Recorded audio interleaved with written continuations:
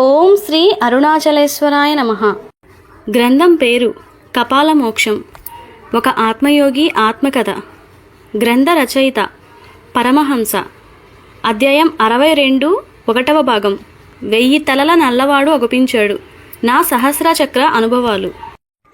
ఈ చక్ర జాగృతి, శుద్ధి, ఆధీన, విభేదన సమయాలలో నాకు కలిగిన భావాలు, అనుభవాలు నిజాయితీగా నా డైరీలలో రాసుకోవడం జరిగింది.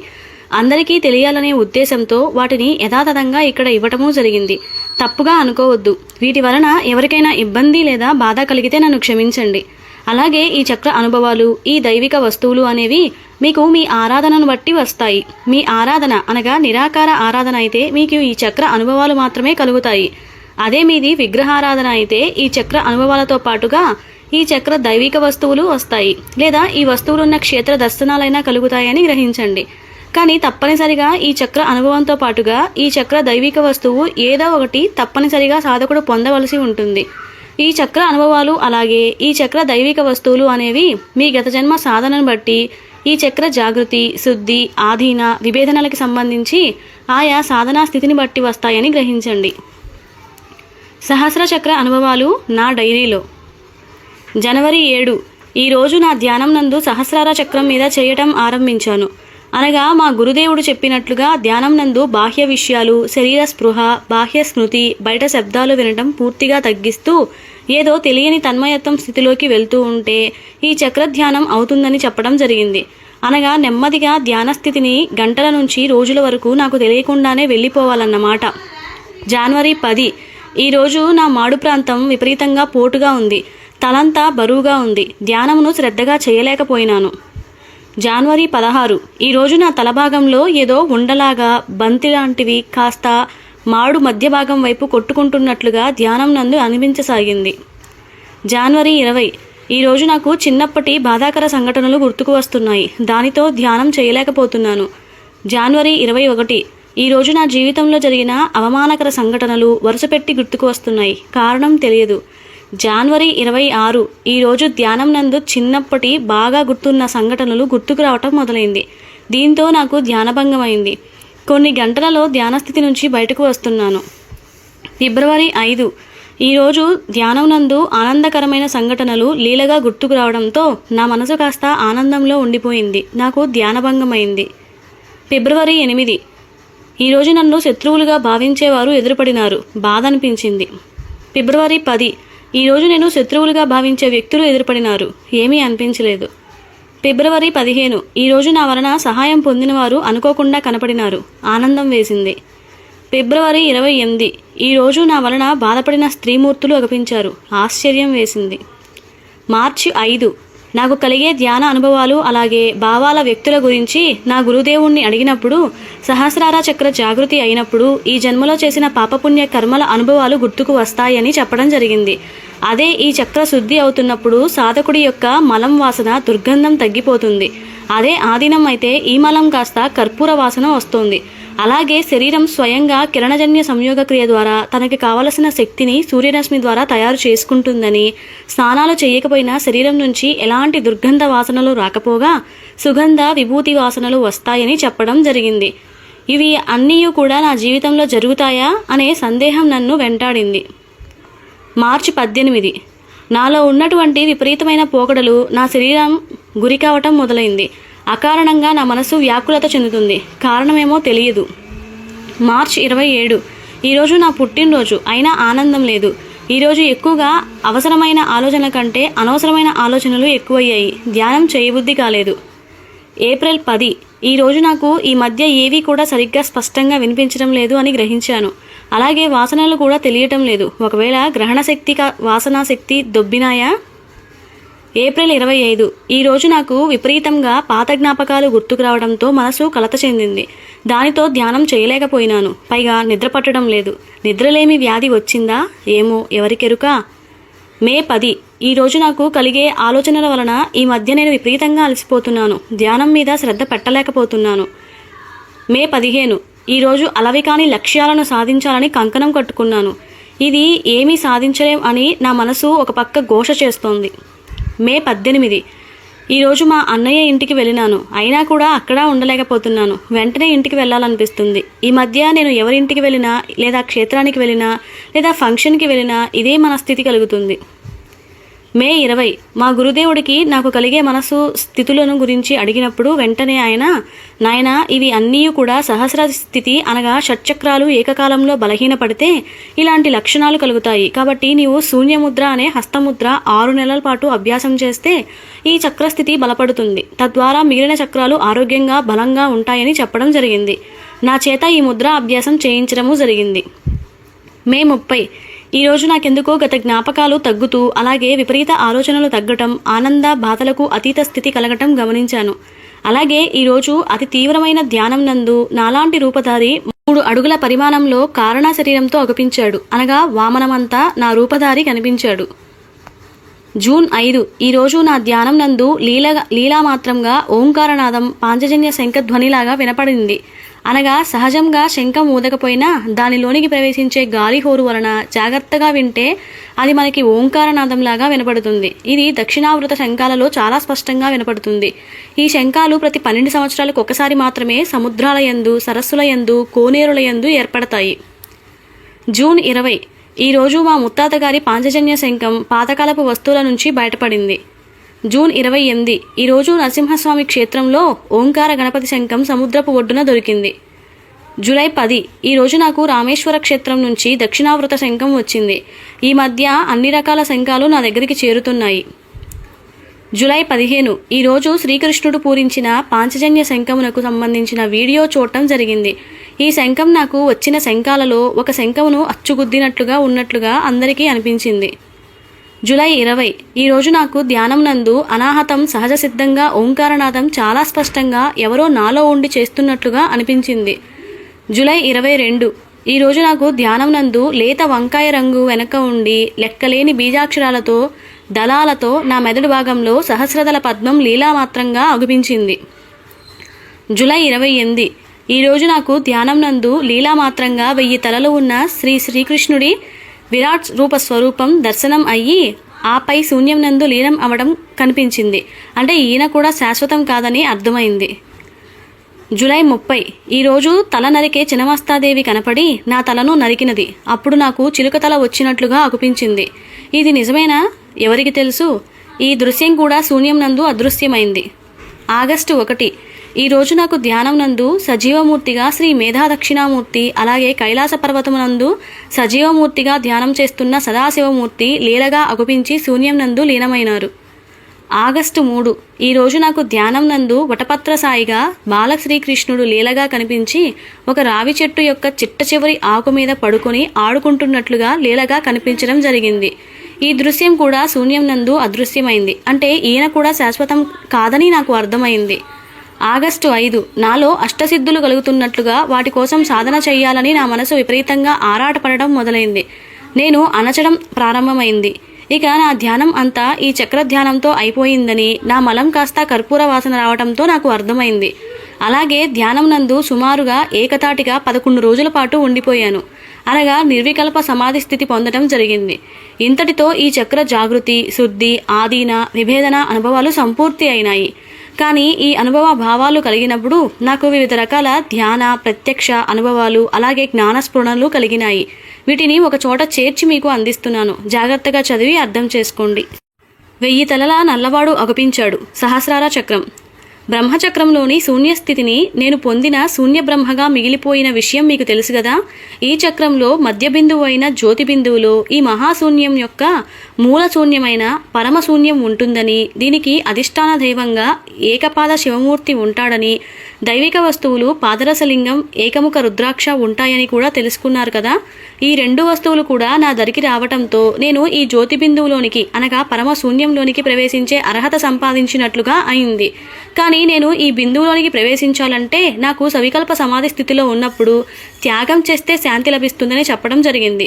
కానీ మా ఇద్దరికి, అదే నాకు అలాగే మా జిజ్ఞాసికి ఏం త్యాగం చేయాలో అర్థం కాలేదనే విషయం కూడా మీకు తెలుసు కదా. అంటే మేము ఈ బ్రహ్మచక్ర బిందువులోనికి ప్రవేశించాలంటే త్యాగం చేయాలి.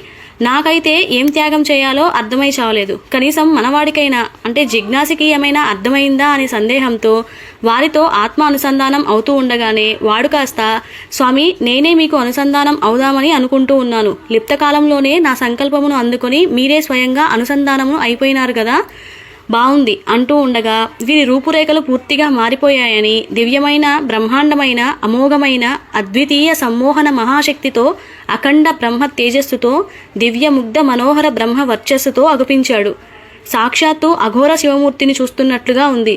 నాకే వారి కాళ్ల మీద పడి సాష్టాంగ నమస్కారం చేయాలని, మహోన్నతమైన దైవత్వమును కలిగి ఉన్నాడని, ఒంటి నిండా విభూతి ధారణతో, చేతిలో డమరుకము ఉన్న త్రిశూలం ఉన్న నగ్నత్వం కాకుండా దిగంబర తత్వంతో ఉన్నారని, అంటే సాధువులలోకెల్లా మహోన్నతమైన సాధనా స్థితి అయినా నాగసాధువు స్థితి అయినా నాగసాధువుల దీక్షలో ఉన్నారని నాకు అర్థమైంది. చూపులలో అమితమైన ప్రేమ వాత్సల్యం, మాటలలో చేతలలో నిర్మలము, చేతలు పసివాడి మనస్సులాగా ఉన్నాయని అర్థమైంది. అంటే మనవాడు కాస్త కాపాలిక అఘోర భైరవ సాధనా స్థితి నుంచి నాగసాధువు దీక్షకి చేరుకున్నాడని అర్థమైంది. ఇట్టి స్థితి దక్షిణాచారంలో పొందాలంటే 24 కోట్ల గాయత్రి మంత్రమును పూర్తి చేయాల్సి ఉంటుంది.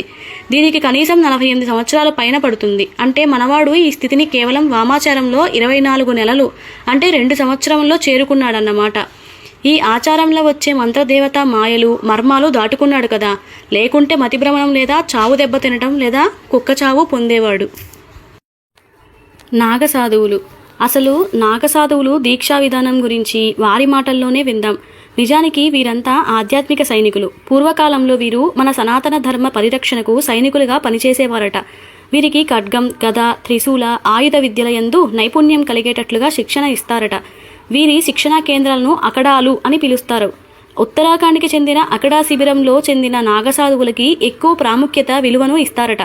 వీరే మొదట కుంభమేళా యందు పవిత్ర నదీ స్నానం చేసిన తర్వాతనే మిగిలిన వాళ్ళకి చెందిన సాధువులు స్నానాలు చేస్తారట.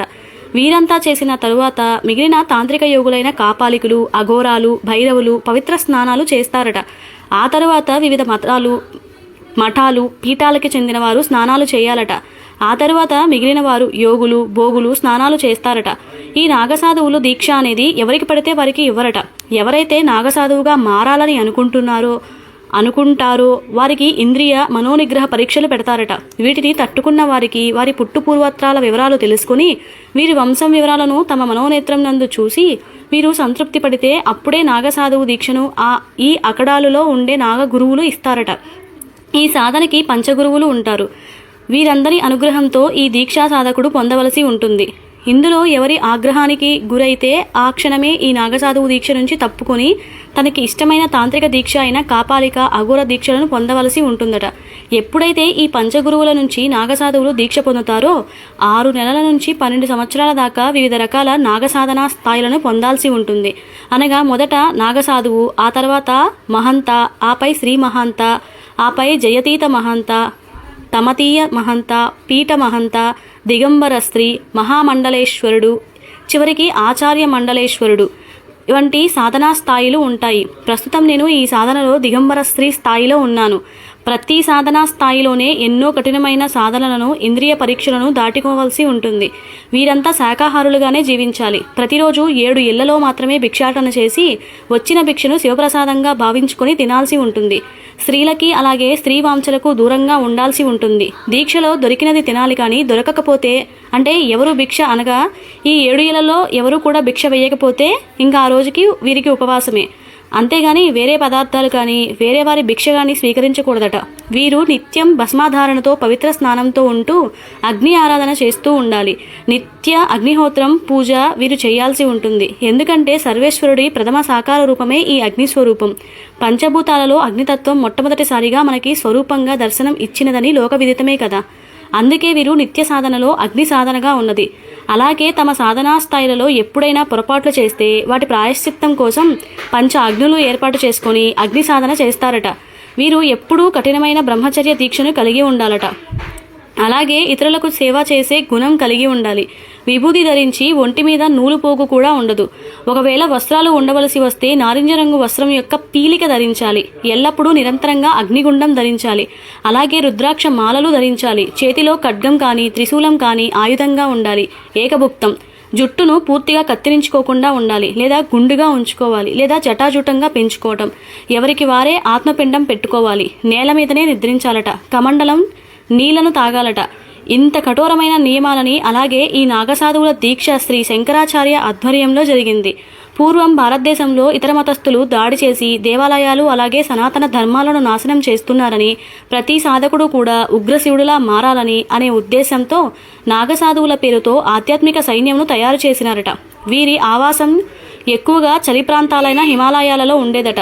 ఎప్పుడైనా హిందూ రాజులకు తమ అవసరం వచ్చినప్పుడు ఈ నాగసాధువులు గుంపులు గుంపులుగా వచ్చి అఖండమైన వీరికున్న ఆయుధ విద్యతో, సమ్మోహన శక్తులతో, తాంత్రిక సిద్ధులతో శత్రురాజు సైన్యమును నాశనం చేసి తిరిగి వారి ఆవాసాలకు ఆనందంగా వెళ్ళిపోయారట. అందుకోసమే ఈ నాగసాధువుల దీక్ష అనేది ఏర్పడిందని నాకు అర్థమైంది. అలా నేను కూడా ఈ నాగసాధువుల దీక్ష పూని నాకు నేనే ఆత్మపిండం పెట్టుకొని సంసార బంధాల నుంచి, వివిధ కర్మబంధనాల నుంచి, వివిధ జన్మల బంధం నుంచి విముక్తి పొందడం జరిగింది. అలాగే నాకున్న లింగభేదం చేయించుకోవడం జరిగింది. దానితో కఠినమైన బ్రహ్మచారి దీక్షతో ఊర్ధ్వరేతస్కుడుగా మారటం జరిగిందని వారు చెప్తూ ఉంటే నాకు తెలియకుండానే నా కళ్ళ వెంట కన్నీరు వచ్చింది. ఈ దీక్షలో అన్ని నియమాలు బాగానే ఉన్నాయి, కానీ ఈ లింగఖండన విధానమే నాకు నచ్చలేదు. కఠిన బ్రహ్మచర్య దీక్ష కోసం, అలాగే మహోన్నతమైన వీర్యవృద్ధిని నాశనం కాకుండా తద్వారా శరీరం అలాగే మనస్సు బాగా బలిష్టంగా ఆరోగ్యంగా ఉండేందుకు ఇంతటి శిక్ష వేసుకోవడమే నాకు నచ్చలేదు. కానీ ఎంతటి వాడినైనా కామం క్షణాల్లో నాశనం చేయగలదు కదా. అందుకే కామమే వారి దరిచేరకుండా ఏర్పాటును మన పెద్దలు ఏర్పాటు చేసి ఉంటారు. అంతెందుకు, మన ఎద్దులకి కూడా వాటి వృషణాలను తీసేసి వాటి చేత గుడ్డు చాకిరీ చేయిస్తారు కదా. వృషణాలు ఉన్న వాటిని ఆంబోతులుగా వదిలేయడం జరుగుతుంది కదా. జంతువుల విషయంలో మన వాళ్ళు ఇంత జాగ్రత్తగా ఉంటే ఆధ్యాత్మిక సైన్యంలో ఇంకా ఎంత జాగ్రత్తగా ఉండాలో కదా. కానీ నాకు అర్థం కాని విషయం ఏమిటంటే ఈయన ఎందుకు ఇంత కఠినమైన నాగసాధువు దీక్ష తీసుకున్నారో అర్థం కాలేదు. ఇంతలో తనకి అగ్ని సాధన ఆరాధన సమయం ఆసన్నమైందని పూజ చేసుకోవడం ఆరంభించారు. సరే, ఈ బ్రహ్మయజ్ఞం ఎలా చేస్తారో చూడాలనిపించి అలాగే ఆత్మ అనుసంధానం ఆపకుండా కొనసాగించడం చేయసాగాను.